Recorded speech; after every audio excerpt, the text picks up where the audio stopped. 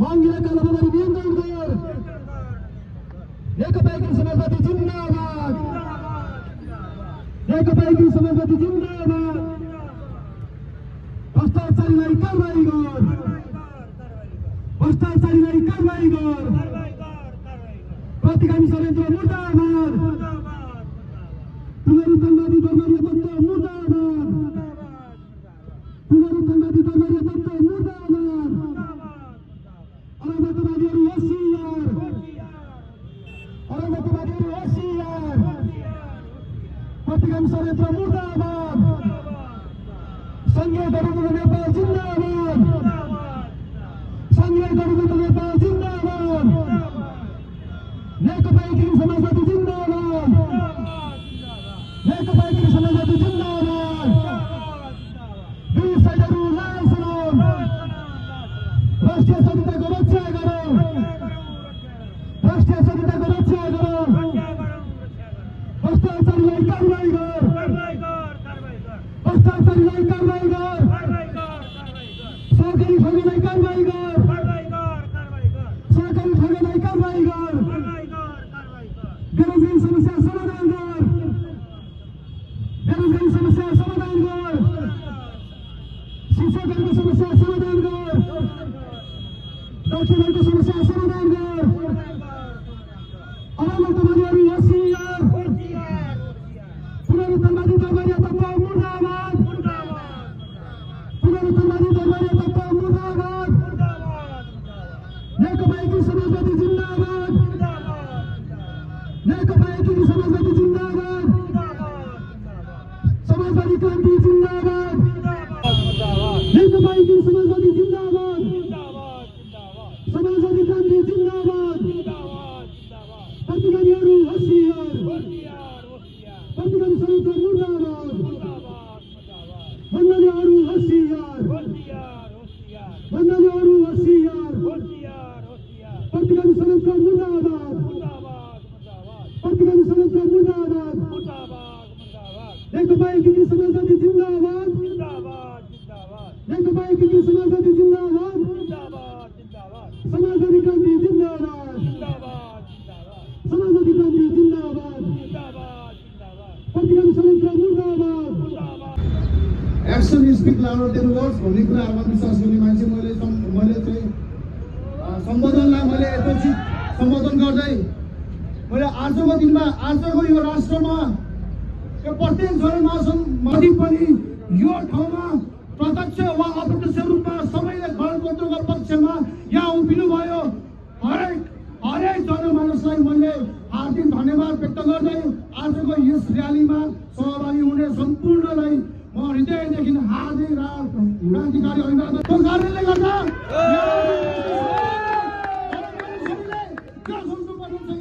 हामीलाई आजको दिनमा जुन मण्डलीहरू डगमगाइरहेका छन् जुन एउटा राजाको नाममा हामी सन्तानको माझमा एउटा भ्रम फैलाएर धर्मको लडाइँ लड्ने एउटा अभ्यास चलिरहेको छ यो कुरालाई हामीले बुझ्न मनन गर्न नितान्त आवश्यक परिरहेको छ। आजको दिनमा हामीले हाम्रा सानो दुःख र कष्ट र मेहनतले धेरै मेहनत त्याग र परिश्रम र बलिदानले गर्दा आजको यो गणतन्त्रलाई होसियार मण्डलीहरू यही भएर हामी होसियार गर्न चाहन्छौँ तिमीहरूका कदम कतै पनि सफल हुनेवाला छैन। आजको दिनमा अहिलेका यो कुराहरूको हामीले परास्त गर्नुपर्ने छ। जरैदेखि हामीले परास्त गर्नको लागि हामी घरबाट दैनिक पवित्रताका लागि सुशासनको पक्षमा उभिनको लागि हामी सबैलाई एक ठाउँबाट हामी उभिनको लागि आह्वान गर्न चाहन्छु र सरकारलाई म फेरि पनि होसियार गर्न चाहन्छु। तिम्रा तानाशाही प्रवृत्तिहरू अब धेरै टिक्नेवाला छैनन्। यो ठाउँबाट हामी च्यालेन्ज गर्न चाहन्छौँ तिम्रो कुनै व्यवहार होइन, तिम्रो कुनै कम्पनी होइन। सम्पूर्ण यहाँहरू सम्पूर्णमा हार्दिक लाल सम्मान व्यक्त गर्न चाहन्छु। कमरेडहरू, आज हामीले कयौं नेपालीहरूले, सयौं हजारौं नेपालीहरूले, लाखौं नेपालीहरूले बलिदान गरेर ल्याएको प्रजातन्त्र गणतन्त्रमाथि कुनै न कुनै दृष्टिबाट विज्ञ दृष्टि हालिरहेका छन्, डालिरहेका छन् र कुनै न कुनै दृष्टिबाट कुनै न कुनै कोणबाट यसलाई कतैबाट कसैले चाहिँ गर्छ भने हामी नेपाली जनताहरू आज ठुलो हेरेर बस्न सक्दैनौँ। हामी एक मुठी लोकतन्त्र हुँदासम्म उनीहरूको विरुद्धमा लड्ने प्रतिबद्धता जाहेर गर्छौँ। 2046-47 सालको आन्दोलनले खिला पारेको राजतन्त्र 65-63 सालको जनआन्दोलनले आर्यघाटमा लगेर जलाइसकेको छ। अब त्यो मृत्यु भएको राजतन्त्र कुनै पनि हालतमा बिउजन सक्दैन। कसैले त्यो सपना नदेखे हुन्छ। त्यसलाई हामी आज यहाँबाट च्यालेन्ज गर्न चाहन्छौँ र हामी सम्पूर्ण नेपालीहरू एकताबद्ध भएर त्यसको विरुद्धमा लड्नेछौँ।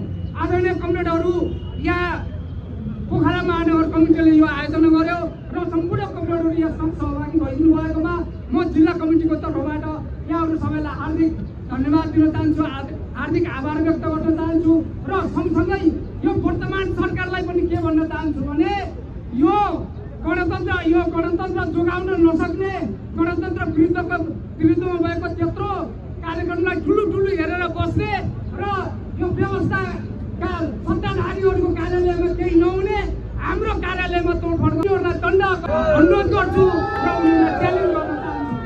यही कुराहरू राख्दै म यहाँहरू सबैलाई पुनः यहाँहरू सबैप्रति हार्दिक आभार व्यक्त गर्दै मेरो भनाइ अन्त गर्न चाहन्छु।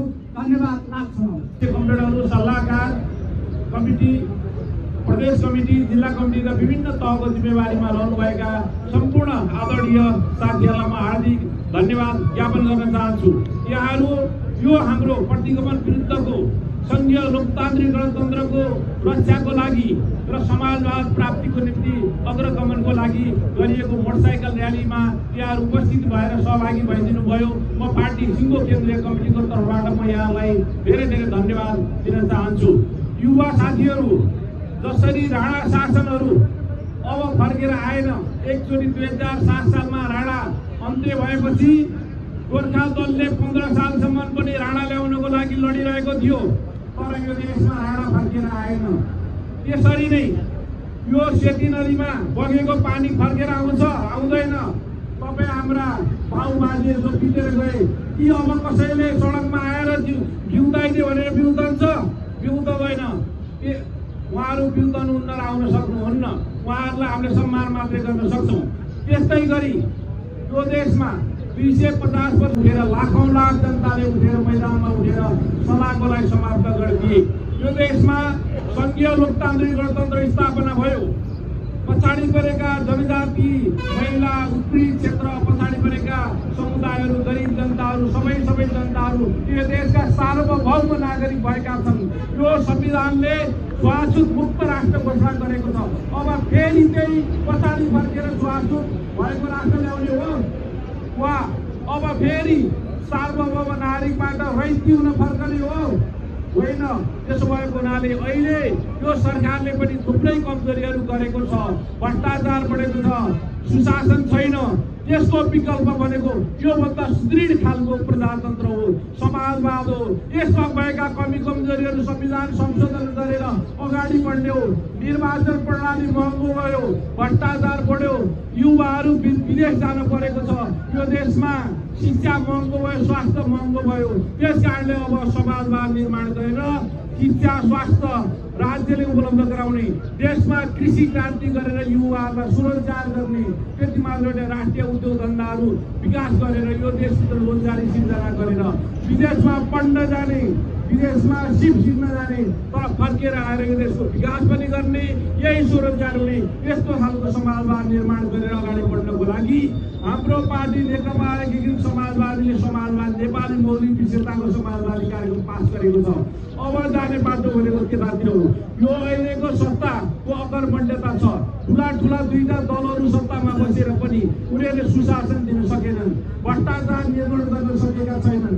त्यसको असन्तुष्टिको फाइदा उठाउँदै प्रतिगामी तत्त्वहरू सडकमा आएको छ। हाम्रो पार्टी कार्यालयमाथि तोडफोड गरियो, हाम्रो अध्यक्ष माधव कुमार नेपालको घरमा समेत हानियो, त्यति मात्र पत्रकारहरूलाई जिउँदै जलाइ घरमै जलाइयो।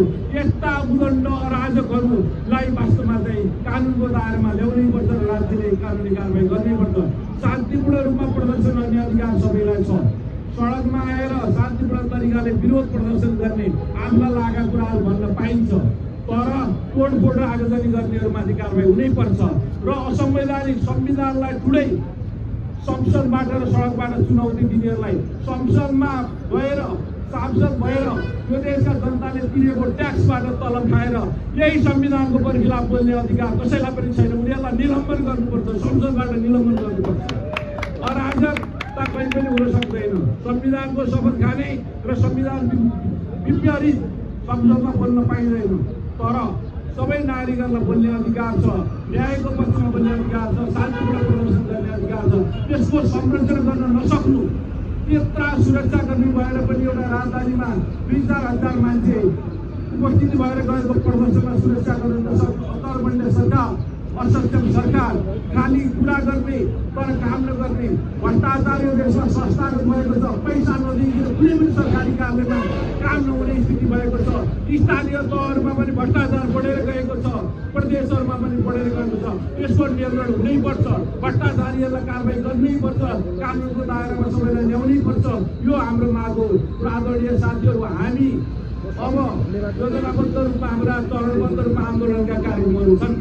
हामीले पहिलो चरणमा जनताका बिचमा गएर जनताका समस्याहरू सङ्कलन गरेर ती कुरा मागहरूलाई लिएर सम्बन्धित ठाउँमा डेलिगेसन जाने हाम्रो कार्यक्रम हुनेछ। आज मात्र हामी जिल्ला प्रशासन कार्यालयमा गएर ज्ञापन गर्न दिएका छौँ। 75 जिल्लामा दियो र आज काशीमा पनि हामीले दिएका छौँ। अब यस पछाडि स्थानीय तहहरूमा पनि हामी ज्ञापन पत्र दिनेछौँ। प्रदेश सरकारलाई पनि जनताका मागहरू, जनताका समस्याका बारेमा ज्ञापन पत्र दिनेछौँ। क्रमशः हाम्रा आन्दोलनका कार्यक्रम हुनेछन्। त्यस पछाडि दोस्रो चरणमा हाम्रा अलि सशक्त खालका आन्दोलनका कार्यक्रम हुनेछन्। यसरी हामी एउटा यो संघीय लोकतान्त्रिक गणतन्त्रको संरक्षण गर्न हामीले के बुझ्नु पर्यो भन्दा यो शक्ति प्रदर्शन हो कि यो हाम्रो साङ्केतिक कार्यक्रम मात्रै हो, प्रतिगमन विरुद्धको त्यो साङ्केतिक कार्यक्रम मात्रै हो। म अहिलेको अवसरमा म पूर्व राजा ज्ञानेन्द्रलाई के भन्न चाहन्छु भने तपाईँ कृपया मुसा जस्तो दुर्गोबाट फर्न निस्किँदै बाहिर आएर छुस्स कुरा गर्दै भित्र गएर लुकेर नबस्नु होला, जनतालाई मार्ने काम नगर्नु होला।